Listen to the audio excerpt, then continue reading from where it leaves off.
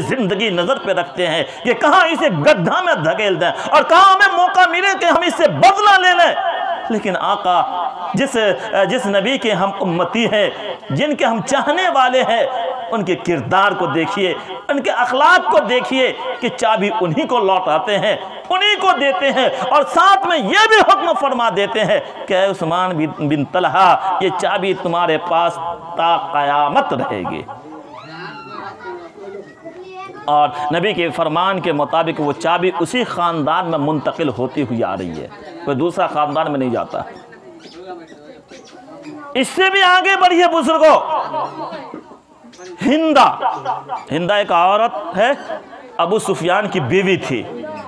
اس کے باپ کو ابی بن خلف اور بھی 3 شخص جنگ بدر میں پہلے موقع پہ، آج کل ویڈیو جو ہے چل رہی ہے میسیج وغیرہ میں جنگ بدر وغیرہ کی، جب دونوں طرف سے صف آرائی ہوتی ہے لڑائی کے لیے، تو 3 شخص ادھر سے اور 3 شخص ادھر سے سامنے آتے ہیں، اور کفار و مشرکین کے طرف سے جو 3 شخص آتے ہیں وہ تینوں کو مار ڈالتے ہیں. وہ لوگ ایمان والے جو ہیں انہیں مار ڈالتے ہیں. اس میں ہندہ کے باپ بھی تھے. جب ہندہ کے باپ مر گیا تو وہ قسم کھا لی بدلہ لینے کی. اور اس کے باپ کو مارنے والے کون؟ ہمارے آقا حضرت محمد الرسول اللہ صلی اللہ علیہ وسلم کے چچا محترم حضرت حمزہ رضی اللہ عنہ. اس نے ایک حبشی غلام کو بلائی اور اس کو کہا کہ خوب مشق کر لو، نشانہ صحیح کر لو، نشانہ باز پہلے سے تھا ہی، اور نشانہ کو مضبوط کر لو، تمہیں حمزہ کو مارنا ہے چاہے جس طرح سے ہو. جنگ احد کا وقت آیا، جنگ بدر کے بعد جنگ احد کا وقت آیا، صف آرائی ہوئی، لڑائیاں شروع ہوئی. اور چونکہ یہ ہندہ نے اسے کہہ رکھا تھا کہ تمہیں سامنے نہیں جانا ہے، وہ چھپتا چھپاتا جاتا ہے اور حضرت حمزہ کو جو ہے دور سے ہی برچھا مارتا ہے. حضرت حمزہ شہید ہو جاتے ہیں. شہید ہونے کے بعد اس غلام کو یہ بھی پتا رکھی تھی اس نے کہ اس کے جسم کو چیرنا ہے اور اس کے اندر سے دل کو نکالنا ہے. دل کو نکالا گیا. ہندہ بدلے کے جذبہ میں آ کر کے حضرت حمزہ رضی اللہ تعالی عنہ کے دل مبارک کو اپنے دانت سے چباتی ہے. اے حمزہ، تو نے میرے باپ کو مارا، دیکھ آج میں بدلہ لے لی. اور اسی پہ بس نہیں کی بلکہ حضرت حمزہ رضی اللہ تعالی عنہ کے کئی اعضائے خاص کو کاٹ کر کے دھاگے میں پیرو کر کے، جیسے موتی پیرو کر کے عورتیں گلے میں ہار پہنتی ہے، اس طرح سے پیرو کر کے وہ اپنے گلے میں پہن لی کہ میں نے آج بدلہ لے لیا.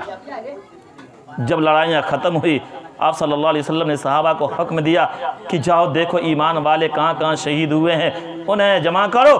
تو دیکھا گیا کہ حضرت حمزہ رضی اللہ تعالی عنہ شہید ہو چکے ہیں اور ان کے جسم کو، پیٹ مبارک کو چاک کر کے ان کا دل نکلا ہوا ہے، ان کے اعضاء جو ہے اکثر کٹے ہوئے ہیں. اور پھر معلوم جب کیا گیا تو پتہ یہ چلا کہ ہندہ نے اس طرح کی حرکت کی ہے. وہ بھی ہندہ فتح مکہ کے موقع پر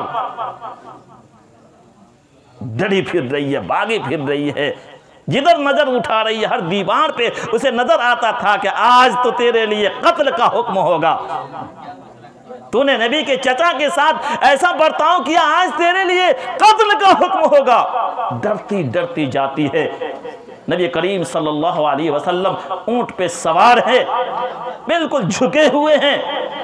جاتی ہے، یا رسول اللہ صلی اللہ علیہ وسلم، میں مسلمان ہوتی ہوں، لا الہ الا اللہ محمد الرسول اللہ صلی اللہ علیہ وسلم.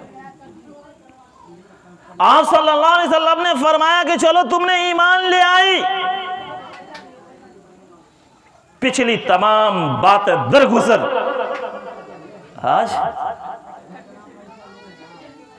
ہمارے خاندان کے کسی بچہ کو کسی نے اگر تھوڑی سی تکلیف پہنچا دی تو ہم اس در پہ موقع ملتے اسے پچھاڑنے کی کوشش کرتے.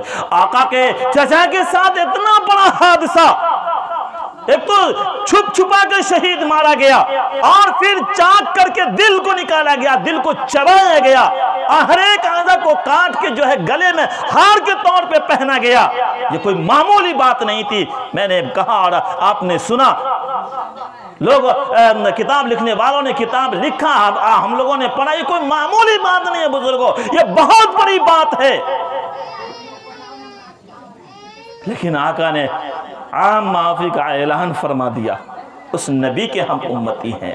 یہ مہینہ ربیع الاول کا مہینہ ہمیں متنبع کر رہا ہے، تم کیا ہو، تمہارے نبی کیا تھے، تم کیا کر رہے ہو، تمہارے نبی کیا کیے تھے، تمہیں کیا کرنا چاہیے، کیا کر رہے ہو۔ یہ مہینہ ہمیں اسی طرف جو ہے متنبع کرتا ہے، یہ مہینہ اسی چیز کی ہمیں دعوت دیتا ہے کہ تم نبی والی زندگی اپنا لو، اپنوں کے ساتھ، پڑوسیوں کے ساتھ، برادران وطن کے ساتھ، زوجین کو آپس میں کیسے رہنا ہے وہ زندگی لے آؤ، نبی والی زندگی۔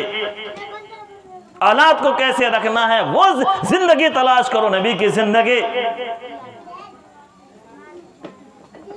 آج یا تو اولاد ٹر ہے یا ماں باپ، کہیں نہ کہیں یہ سب کیوں بگاڑ ہوتا ہے بزرگوں؟ صرف نبی والی زندگی نہ ہونے کے بنا پر۔